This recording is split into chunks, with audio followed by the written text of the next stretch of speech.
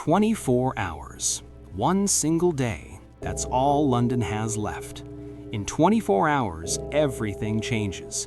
A disease so ruthless, so unstoppable, that it will erase 100,000 lives from existence.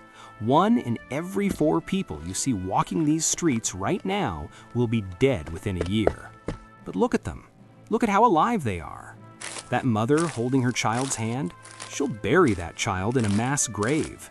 That merchant haggling over cloth, he'll be dead before he can sell it. That young couple laughing together, they'll never see each other again. Right now, in this moment, nobody knows. Nobody suspects. Nobody can imagine the horror that's about to consume their world. This is early summer 1665. This is London's last normal day. This is 24 hours before death takes the city. The sun rises over London, painting the sky in shades of orange and gold. Church bells ring across the city. It's a sound Londoners have heard every morning of their lives. Comforting, familiar, normal. But in just weeks, these same bells will ring non-stop, announcing death after death after death, until the bell ringers themselves collapse from exhaustion or catch the plague and die. The River Thames flows dark and heavy.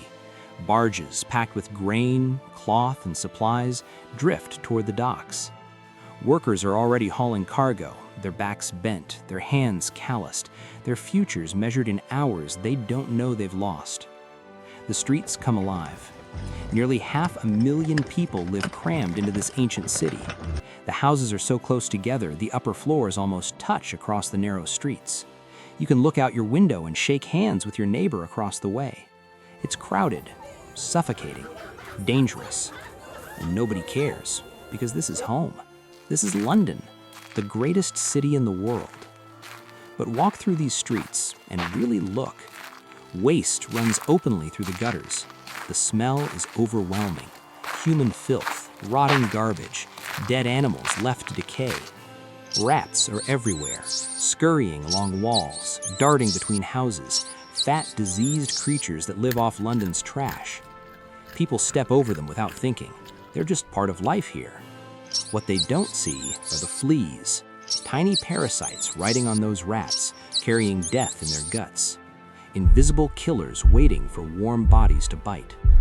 The countdown has already begun. In the parish of St. Giles in the Fields, something is wrong. A tailor shop remains closed this morning. The door is shut. The windows are dark. No smoke rises from the chimney.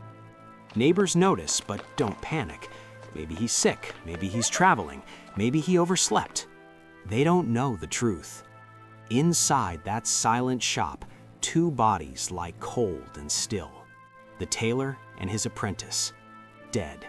Their skin darkened with plague marks, their bodies covered in the painful swellings that signal the end. They died sometime in the night, alone and in agony. Nobody heard their screams, nobody came to help. By law, their deaths won't be officially recorded until evening, so for now, the parish pretends they're still alive. The death count stays low, the authorities stay calm. But the disease doesn't care about paperwork. It's already spreading. To the tailor's wife, to his children, to the woman who lives upstairs, to the shopkeeper next door. Like invisible fire, it jumps from person to person, silent, efficient, merciless. And across London, life continues as if nothing is wrong. By noon, the summer heat is crushing. The sun beats down on London's crowded streets. The air is thick and heavy. People wipe sweat from their faces. Children play in the shadows trying to escape the heat. Markets are packed. Merchants shout their prices. Housewives argue over vegetables. The smell of fresh bread mixes with the stench of the gutters. It all feels normal, but it's not. Physicians walk these same streets with fear in their hearts. They've seen things. Patients with strange swellings in their armpits and groin, lumps the size of eggs, hard and painful, skin turning black, fevers so intense it makes people hallucinate. death coming in days, sometimes hours. They whisper to each other, but don't alarm the public. They don't want to cause panic. Besides, what can they do? These doctors don't understand what they're fighting. They think disease spreads through bad air, miasma. They carry flowers and herbs pressed to their noses. They wear vinegar-soaked cloths over their faces. They believe this will protect them. It won't. In a few weeks, most of these same physicians will abandon London. They'll pack their bags, board their carriages, and flee to the countryside. They'll leave the sick and dying behind because they value their own lives more than their oaths. Only a brave few will stay. Heroes who will work until they drop dead from exhaustion or catch the plague themselves. But right now, at this moment, they're all still here, still pretending they can control what's coming. As afternoon shadows lengthen, parish officials begin their grim work. They move through the streets with ledgers and chalk, knocking on doors, asking questions, recording names. Where sickness has been reported, they investigate. And when they confirm it's plague, when they see the swellings, the blackened skin, the unmistakable signs, they take action. A red cross is painted on the door, large, visible, shameful. Above it, words are written in dripping paint. Lord, have mercy upon us. It's a death sentence for everyone inside, because once that cross appears, the house is sealed. Guards are posted. Nobody can leave. Healthy family members are locked inside with the sick, mothers with dying children, fathers with infected wives, everyone trapped together. Imagine it. Your child is burning with fever. You're healthy.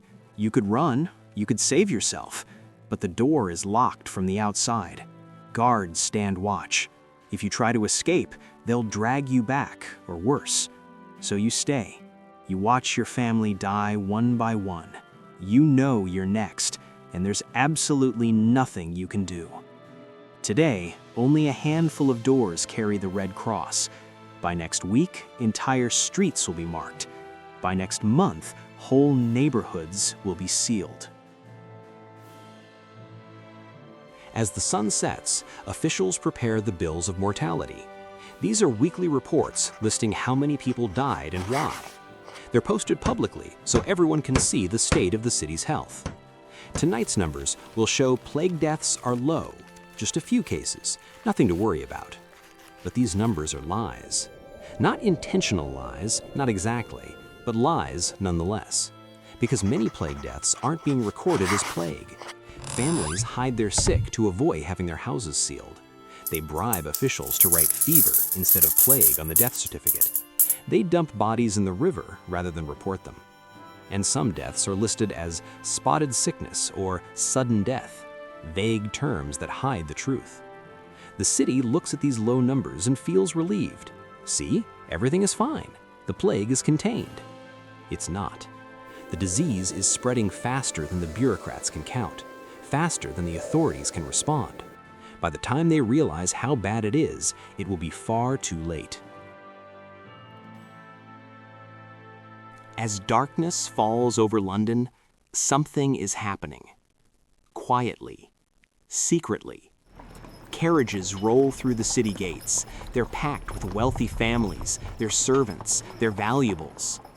They're leaving, running away while they still can. Country estates suddenly fill with nobles and merchants. They tell themselves they're just taking a brief holiday, just getting some fresh country air. They're lying to themselves. They're abandoning the city, abandoning the poor who can't afford to leave, abandoning the sick who need help. King Charles II will soon join them. The ruler of England will flee his own capital, taking his entire court to Oxford. The government will continue from a safe distance, while London burns with plague. The poor stay behind because they have no choice. No carriages for them. No country estates. No escape. They're trapped in overcrowded houses where entire families share single rooms, where windows stay shut because people believe night air carries sickness, where rats nest in the walls and fleas breed in the straw mattresses. In these cramped, dark spaces, the plague finds its perfect home. Families huddle together, breathing the same air, touching the same surfaces, sharing everything, including disease. When one person gets infected, everyone gets infected. It's not a matter of if, it's a matter of when. Deep into the night, watchmen patrol the empty streets. Their lanterns cast dancing shadows on the walls. Their footsteps echo in the silence. They're looking for bodies, listening for screams, enforcing the quarantine orders that will soon trap thousands. In houses across the city, the infected are suffering. Fever rages through their bodies. They're delirious, hallucinating, crying out for water that never comes. The swellings in their armpits and groin have grown enormous, dark, hard, filled with poison. The pain is unimaginable, like knives cutting into flesh, like fire burning from the inside out. Some people are already dying, choking on their own blood, convulsing, begging God for mercy. Their families can only watch, hold their hands, pray. Most of these sick people will be dead within 3 days. Some won't survive until morning. And their family members, they'll be next. In the darkest hours before sunrise, the bells ring again. This time, they're not calling people to prayer, they're tolling for the dead. Death carts move through the streets, their wheels creaking, their cargo growing heavier with each stop. The drivers call out warnings so the living can move aside. "Bring out your dead! Bring out your dead!" It's a sound that will haunt London for the next year, a call that will echo through neighborhoods every single night. Families carry their loved ones out, fathers, mothers, children, babies. They're wrapped in sheets or just laid bare. They're tossed into the cart like garbage. There's no dignity, no ceremony, no time. The carts move on to collect more. Outside the city, gravediggers work by torchlight. They're digging mass pits, huge trenches that will hold hundreds, then thousands of bodies. Individual burials are already becoming impossible. There are too many dead, not enough time, not enough space. Soon, bodies will just be dumped into these pits and covered with lime, layer after layer of London's dead.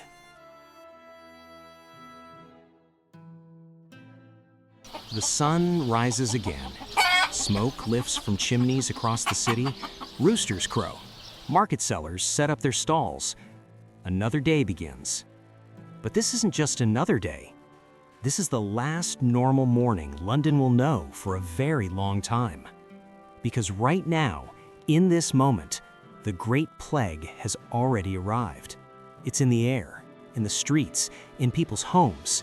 It's spreading through families, through neighborhoods, through the entire city. Within weeks, the death toll will explode. 100 deaths per week will become 1,000, then 10,000, then more. The streets will empty, shops will close, grass will grow between the cobblestones because nobody's left to walk on them. The only sounds will be church bells ringing for the dead and the nightly call of "Bring out your dead," echoing through deserted streets. Dogs and cats will be slaughtered by the thousands. The authorities believe they spread plague. They're wrong, but 40,000 animals will die anyway. Entire families will be wiped out. Bloodlines that survived for centuries will end in days. By the time it's over, nearly 100,000 people will be dead. 1/4 of London's population gone. The city will be scarred, traumatized, changed forever. But all of that horror is still coming. Right now, in this dawn light, London is still alive, still hopeful, still innocent. People are waking up, making breakfast, planning their days. They have no idea what's waiting for them. 24 hours. That's how long London has left before the nightmare truly begins. The tailor's shop in St. Giles sits silent, hiding its dead. The red crosses are appearing on doors. The wealthy are fleeing. The disease is spreading. Everything is in motion. Everything is set. There's no stopping it now.